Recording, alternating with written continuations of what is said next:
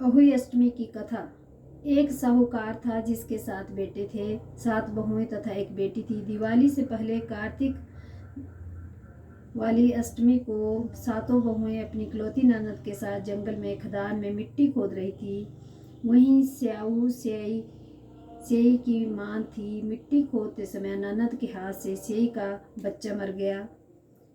स्याहू माता बोली कि अब मैं तेरी कोख बंधवाऊंगी तथा ननद अपने सातों भाभियों से बोली कि तुम में से कौन अपनी कोख बंधवाएगा और मेरे बदले में तुम अपनी कोख बंधा लो। सब भाभियों ने अपनी कोख बंधवाने से इनकार कर दिया, परंतु छोटी भाभी सोचने लगी कि यदि मैं कोख नहीं बंधवाऊंगी तो सासू भी नाराज हो जाएगी। ऐसा विचार कर ननद के बदले छोटी भाभी ने अपनी कोख बंधवाई। उसके बाद जब उसके जो लड़का होता था वह 7 दिन बाद मर जाता था।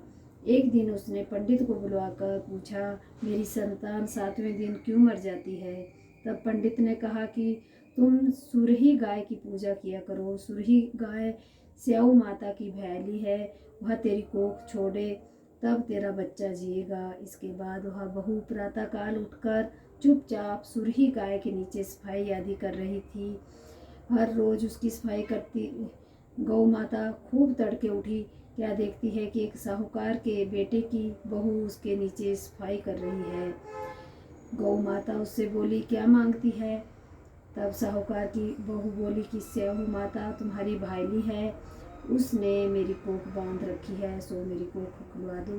तब गौ माता समुद्र पार अपनी भाईली के पास उनको ले चली। रास्ते में कड़ी धूप थी, सो वे दोनों एक पेड़ के नीचे बैठ गई। थोड़ी देर में एक सांप आया और उसी पेड़ पर गरुड़ पंखनी का बच्चा था, उसको डसने लगा। तब साहूकार की बहू ने सांप मारकर ढाल के नीचे दबा दिया और बच्चों को बचा लिया। थोड़ी देर में गरुड़ पंखनी आई तो वहाँ खून पड़ा देखकर साहूकार की बहू को चोंच मारने लगी। तब साहूकारनी बोली कि मैंने तेरे बच्चे को नहीं मारा, बल्कि सांप तेरे बच्चे को डसने आया था, मैंने तो उससे तेरे बच्चे की रक्षा की है। यह सुनकर गरुड़ पंखनी बोली कि तू क्या मांगती है? वह बोली, 7 समुद्र पार स्याऊ माता रहती है, मुझे उनके पास पहुंचा दे। तब गरुड़ पंखनी ने दोनों को अपनी पीठ पर बिठाकर स्याऊ माता के पास पहुंच गई। स्याऊ माता उन्हें देखकर बोली कि आ बहन बहुत दिनों से आई। फिर कहने लगी, बहन सिर में जूं पड़ गई है। तब सुरही के कहने पर साहूकार की बहू ने सिलाई से उनकी जुएं निकाल दी। इस पर स्याऊ माता प्रसन्न होकर बोली कि तूने मेरे सिर में बहुत सिलाई गेरी है, इसलिए तेरे 7 बेटे और 7 बहुएं होगी। वह बोली, मेरे तो एक भी बेटा नहीं, 7 बेटे कहाँ से होंगे? स्याऊ माता बोली, क्यों, क्या बात है? तब वह बोली, मुझे वचन दे तो बताऊं। स्याऊ माता बोली, वचन दिया, वचन से फिरूंगी तो धोबी के कुंड पर कुंकरी हूँ। तब साहूकार की बेटी बहू बोली, मेरी कोख तो तुम्हारे पास बंद पड़ी है। यह सुन स्याऊ माता बोली कि तूने मुझे बहुत ठग लिया। मैं तेरी कोख खोलती तो नहीं, परंतु अब खोलनी पड़ी। जा, तेरे घर तुझे 7 बेटे 7 बहुएं मिलेगी। तू जाकर उजमन करियो, 7 अहुई बनाकर 7 कढ़ाई करियो। वह लौट कर घर आई तो वहाँ देखा 7 बेटा 7 बहुएं हैं। वह खुश हो गई। उसने 7 अहुई बनाकर 7 उजमन किए तथा कढ़ाई की।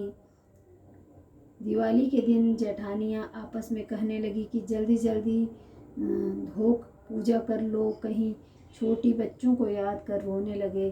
थोड़ी देर में उन्होंने अपने बच्चों से कहा, अपनी चाची के घर जाकर देखा कि आज वह अभी तक रोई क्यों नहीं। बच्चों ने जाकर कहा कि चाची तो कुछ मांड रही है, खूब उजमन हो रहा है। यह सुनते ही जेठानियाँ दौड़ी दौड़ी घर आई और जाकर कहने लगी कि तूने कोख कैसे छुड़ाई? वह बोली, तुमने तो कोख बंधाई नहीं, सो मैंने कोख बंधा ली थी।